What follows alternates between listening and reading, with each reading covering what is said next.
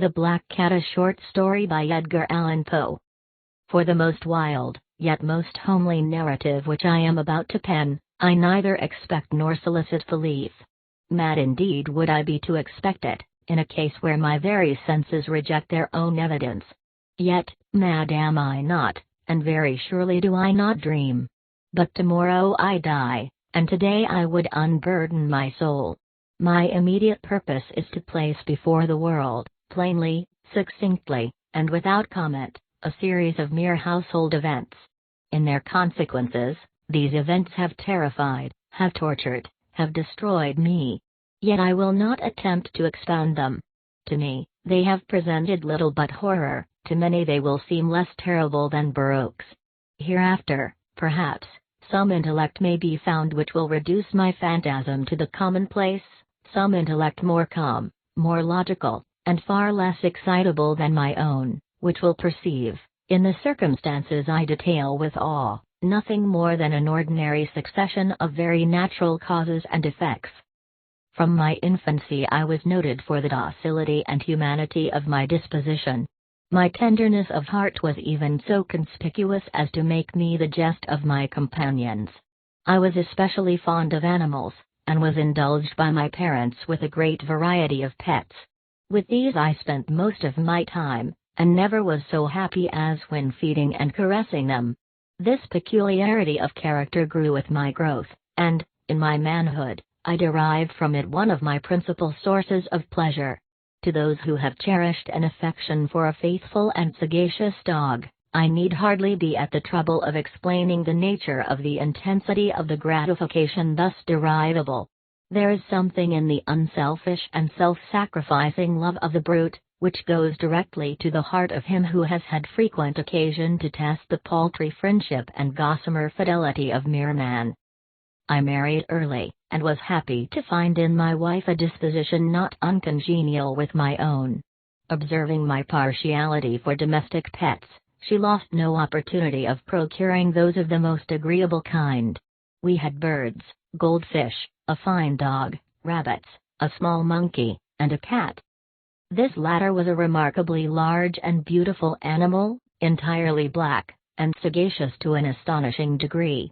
In speaking of his intelligence, my wife, who at heart was not a little tinctured with superstition, made frequent allusion to the ancient popular notion, which regarded all black cats as witches in disguise. Not that she was ever serious upon this point, and I mentioned the matter at all for no better reason than that it happens, just now, to be remembered. Pluto, this was the cat's name, was my favorite pet and playmate. I alone fed him, and he attended me wherever I went about the house. It was even with difficulty that I could prevent him from following me through the streets. Our friendship lasted, in this manner, for several years, during which my general temperament and character, through the instrumentality of the fiend intemperance, had, I blush to confess it, experienced a radical alteration for the worse. I grew, day by day, more moody, more irritable, more regardless of the feelings of others. I suffered myself to use intemperate language to my wife. At length, I even offered her personal violence. My pets, of course, were made to feel the change in my disposition. I not only neglected, but ill-used them. For Pluto, however, I still retained sufficient regard to restrain me from maltreating him, as I made no scruple of maltreating the rabbits, the monkey, or even the dog, when by accident, or through affection, they came in my way. But my disease grew upon me, for what disease is like alcohol, and at length even Pluto, who was now becoming old, and consequently somewhat peevish, even Pluto began to experience the effects of my ill temper. One night, returning home, much intoxicated, from one of my haunts about town, I fancied that the cat avoided my presence. I seized him, when, in his fright at my violence, he inflicted a slight wound upon my hand with his teeth. The fury of a demon instantly possessed me. I knew myself no longer. My original soul seemed, at once, to take its flight from my body, and a more than fiendish malevolence, gin-nurtured, thrilled every fiber of my frame. I took from my waistcoat pocket a penknife, opened it, grasped the poor beast by the throat, and deliberately cut one of its eyes from the socket. I blush, I burn, I shudder, while I pen the damnable atrocity. When reason returned with the morning, when I had slept off the fumes of the night's debauch, I experienced a sentiment half of horror, half of remorse, for the crime of which I had been guilty, but it was, at best, a feeble and equivocal feeling, and the soul remained untouched. I again plunged into excess, and soon drowned in wine all memory of the deed. In the meantime the cat slowly recovered. The socket of the lost eye presented, it is true, a frightful appearance, but he no longer appeared to suffer any pain. He went about the house as usual, but, as might be expected, fled in extreme terror at my approach. I had so much of my old heart left, as to be at first grieved by this evident dislike on the part of a creature which had once so loved me. But this feeling soon gave place to irritation. And then came, as if to my final and irrevocable overthrow, the spirit of perverseness. Of this spirit philosophy takes no account. Yet I am not more sure that my soul lives, than I am that perverseness is one of the primitive impulses of the human heart, one of the indivisible primary faculties, or sentiments, which give direction to the character of man. Who has not, 100 times, found himself committing a vile or a silly action, for no other reason than because he knows he should not? Have we not a perpetual inclination, in the teeth of our best judgment, to violate that which is law, merely because we understand it to be such? This spirit of perverseness, I say, came to my final overthrow. It was this unfathomable longing of the soul to vex itself, to offer violence to its own nature, to do wrong for the wrong's sake only, that urged me to continue and finally to consummate the injury I had inflicted upon the unoffending brute. One morning, in cool blood, I slipped a noose about its neck and hung it to the limb of a tree, hung it with the tears streaming from my eyes, and with the bitterest remorse at my heart, hung it because I knew that it had loved me, and because I felt it had given me no reason of offense, hung it because I knew that in so doing I was committing a sin, a deadly sin that would so jeopardize my immortal soul as to place it, if such a thing were possible, even beyond the reach of the infinite mercy of the most merciful and most terrible God. On the night of the day on which this cruel deed was done, I was aroused from sleep by the cry of fire. The curtains of my bed were in flames. The whole house was blazing. It was with great difficulty that my wife, a servant, and myself, made our escape from the conflagration. The destruction was complete. My entire worldly wealth was swallowed up, and I resigned myself thenceforward to despair. I am above the weakness of seeking to establish a sequence of cause and effect between the disaster and the atrocity. But I am detailing a chain of facts, and wish not to leave even a possible link imperfect. On the day succeeding the fire, I visited the ruins. The walls, with one exception, had fallen in. This exception was found in a compartment wall, not very thick, which stood about the middle of the house, and against which had rested the head of my bed. The plastering had here, in great measure, resisted the action of the fire, a fact which I attributed to its having been recently spread. About this wall a dense crowd were collected, and many persons seemed to be examining a particular portion of it with very minute and eager attention. The words strange, singular, and other similar expressions, excited my curiosity. I approached and saw, as if graven in bas-relief upon the white surface, the figure of a gigantic cat.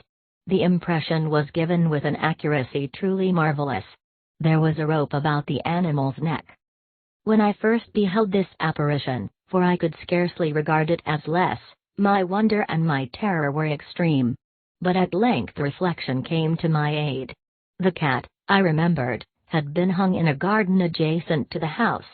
Upon the alarm of fire, this garden had been immediately filled by the crowd, by someone of whom the animal must have been cut from the tree and thrown, through an open window, into my chamber. This had probably been done with the view of arousing me from sleep. The falling of other walls had compressed the victim of my cruelty into the substance of the freshly spread plaster, the lime of which, with the flames and the ammonia from the carcass, had then accomplished the portraiture as I saw it. Although I thus readily accounted to my reason, if not altogether to my conscience, for the startling fact just detailed, it did not the less fail to make a deep impression upon my fancy. For months I could not rid myself of the phantasm of the cat, and, during this period, there came back into my spirit a half-sentiment that seemed, but was not, remorse. I went so far as to regret the loss of the animal, and to look about me, among the vile haunts which I now habitually frequented, for another pit of the same species, and of somewhat similar appearance, with which to supply its place. One night as I sat, half stupefied, in a den of more than infamy, my attention was suddenly drawn to some black object, reposing upon the head of one of the immense hogsheads of gin, or of rum, which constituted the chief furniture of the apartment. I had been looking steadily at the top of this hogshead for some minutes, and what now caused me surprise was the fact that I had not sooner perceived the object thereupon. I approached it, and touched it with my hand. It was a black cat, a very large one, fully as large as Pluto, and closely resembling him in every respect but one. Pluto had not a white hair upon any portion of his body, but this cat had a large, although indefinite, splotch of white, covering nearly the whole region of the breast. Upon my touching him, he immediately arose, purred loudly, rubbed against my hand, and appeared delighted with my notice. This, then, was the very creature of which I was in search. I at once offered to purchase it of the landlord, but this person made no claim to it, knew nothing of it, had never seen it before. I continued my caresses, and when I prepared to go home, the animal evinced a disposition to accompany me. I permitted it to do so, occasionally stooping and patting it as I proceeded. When it reached the house it domesticated itself at once, and became immediately a great favorite with my wife. For my own part, I soon found a dislike to it arising within me. This was just the reverse of what I had anticipated, but, I know not how or why it was, its evident fondness for myself rather disgusted and annoyed me. By slow degrees, these feelings of disgust and annoyance rose into the bitterness of hatred. I avoided the creature, a certain sense of shame, and the remembrance of my former deed of cruelty, preventing me from physically abusing it. I did not, for some weeks, strike, or otherwise violently ill-use it, but gradually, very gradually, I came to look upon it with unutterable loathing, and to flee silently from its odious presence, as from the breath of a pestilence. What added, no doubt, to my hatred of the beast, was the discovery, on the morning after I brought it home, that, like Pluto, it also had been deprived of one of its eyes. This circumstance, however, only endeared it to my wife, who, as I have already said, possessed, in a high degree, that humanity of feeling which had once been my distinguishing trait, and the source of many of my simplest and purest pleasures. With my aversion to this cat, however, its partiality for myself seemed to increase. It followed my footsteps with a pertinacity which it would be difficult to make the reader comprehend. Whenever I sat, it would crouch beneath my chair, or spring upon my knees, covering me with its loathsome caresses. If I arose to walk, it would get between my feet, and thus nearly throw me down, or, fastening its long and sharp claws in my dress, clamber, in this manner, to my breast. At such times, although I longed to destroy it with a blow, I was yet withheld from so doing, partly by a memory of my former crime, but chiefly, let me confess it at once, by absolute dread of the beast. This dread was not exactly a dread of physical evil, and yet I should be at a loss how otherwise to define it. I am almost ashamed to own, yes, even in this felon's cell, I am almost ashamed to own, that the terror and horror with which the animal inspired me, had been heightened by one of the merest chimeras it would be possible to conceive. My wife had called my attention, more than once, to the character of the mark of white hair, of which I have spoken, and which constituted the sole visible difference between the strange beast and the one I had destroyed. The reader will remember that this mark, although large, had been originally very indefinite, but, by slow degrees nearly imperceptible, and which for a long time my reason struggled to reject as fanciful, It had, at length, resumed the rigorous distinctness of outline. It was now the representation of an object that I shuddered to name, and for this, above all, I loathed, and dreaded, and would have rid myself of the monster had I dared. It was now, I say, the image of a hideous, of a ghastly thing, of the gallows, oh, mournful and terrible engine of horror and of crime, of agony and death. And now was I indeed wretched beyond the wretchedness of mere humanity. And a brute beast, whose fellow I had contemptuously destroyed, a brute beast to work out for me, a man, fashioned in the image of the high God, so much of insufferable woe. Alas! Neither by day nor by night knew I the blessing of rest any more. During the former the creature left me no moment alone, and, in the latter, I started, early, from dreams of unutterable fear, to find the hot breath of the thing upon my face, and its vast weight, an incarnate nightmare that I had no power to shake off, incumbent eternally upon my heart. Beneath the pressure of torments such as these, the feeble remnant of the good within me succumbed. Evil thoughts became my sole intimates, the darkest and most evil of thoughts. The moodiness of my usual temper increased to hatred of all things and of all mankind, while, from the sudden, frequent, and ungovernable outbursts of a fury to which I now blindly abandoned myself, my uncomplaining wife, alas! Was the most usual and the most patient of sufferers. One day she accompanied me, upon some household errand, into the cellar of the old building which our poverty compelled us to inhabit.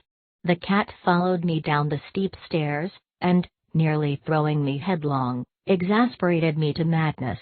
Uplifting an axe, and forgetting, in my wrath, the childish dread which had hitherto stayed my hand, I aimed a blow at the animal which, of course, would have proved instantly fatal had it descended as I wished. But this blow was arrested by the hand of my wife. Goaded, by the interference, into a rage more than demoniacal, I withdrew my arm from her grasp, and buried the axe in her brain. She fell dead upon the spot, without a groan. This hideous murder accomplished, I set myself forthwith, and with entire deliberation, to the task of concealing the body.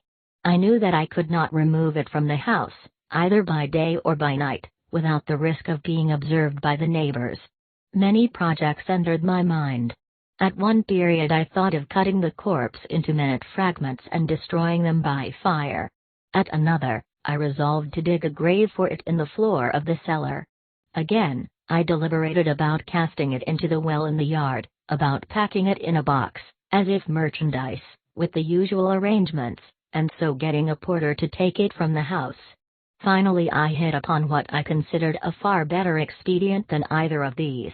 I determined to wall it up in the cellar, as the monks of the Middle Ages are recorded to have walled up their victims. For a purpose such as this the cellar was well adapted.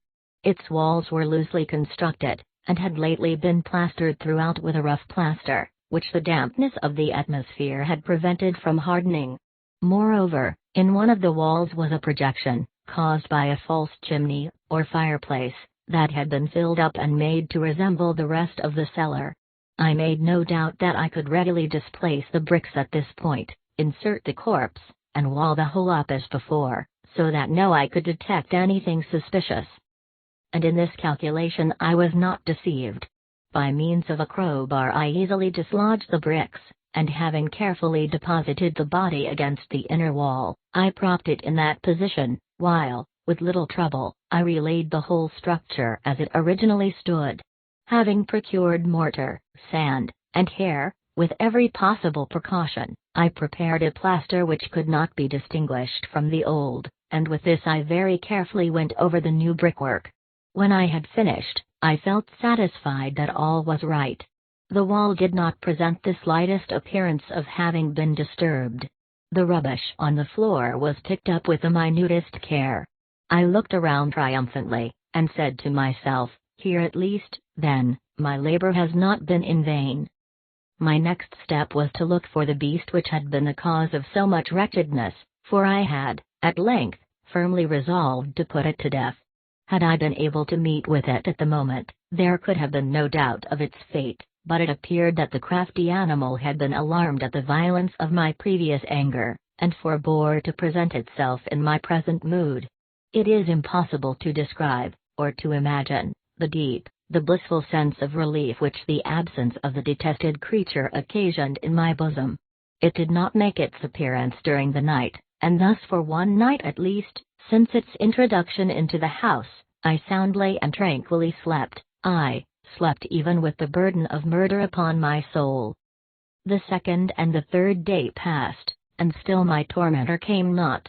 Once again I breathed as a free man. The monster, in terror, had fled the premises forever. I should behold it no more. My happiness was supreme. The guilt of my dark deed disturbed me but little. Some few inquiries had been made, but these had been readily answered. Even a search had been instituted, but of course nothing was to be discovered. I looked upon my future felicity as secured. Upon the fourth day of the assassination, a party of the police came, very unexpectedly, into the house, and proceeded again to make rigorous investigation of the premises. Secure, however, in the inscrutability of my place of concealment, I felt no embarrassment whatever. The officers bade me accompany them in their search. They left no nook or corner unexplored. At length, for the third or fourth time, they descended into the cellar. I quivered not in a muscle. My heart beat calmly as that of one who slumbers in innocence. I walked the cellar from end to end. I folded my arms upon my bosom, and roamed easily to and fro. The police were thoroughly satisfied, and prepared to depart. The glee at my heart was too strong to be restrained. I burned to say if but one word, by way of triumph, and to render doubly sure their assurance of my guiltlessness. "Gentlemen," I said at last, as the party ascended the steps, "I delight to have allayed your suspicions. I wish you all health, and a little more courtesy. By the by, gentlemen, this is a very well-constructed house." In the rabid desire to say something easily, I scarcely knew what I uttered at all. "I may say an excellently well-constructed house. These walls, are you going, gentlemen, these walls are solidly put together," and here, through the mere frenzy of bravado, I rapped heavily, with a cane which I held in my hand, upon that very portion of the brickwork behind which stood the corpse of the wife of my bosom. But may God shield and deliver me from the fangs on the arch-fiend. No sooner had the reverberation of my blows sunk into silence, than I was answered by a voice from within the tomb, by a cry, at first muffled and broken, like the sobbing of a child, and then quickly swelling into one long, loud, and continuous scream, half of horror and half of triumph, such as might have arisen only out of hell, conjointly from the throats of the damned in their agony and of the demons that exult in the damnation. Of my own thoughts it is folly to speak. Swooning, I staggered to the opposite wall. For one instant the party upon the stairs remained motionless, through extremity of terror and of awe. In the next, a dozen stout arms were toiling at the wall. It fell bodily. The corpse, already greatly decayed and clotted with gore, stood erect before the eyes of the spectators. Upon its head, with red extended mouth and solitary eye of fire, sat the hideous beast whose craft had seduced me into murder, and whose informing voice had consigned me to the hangman. I had walled the monster up within the tomb. The end.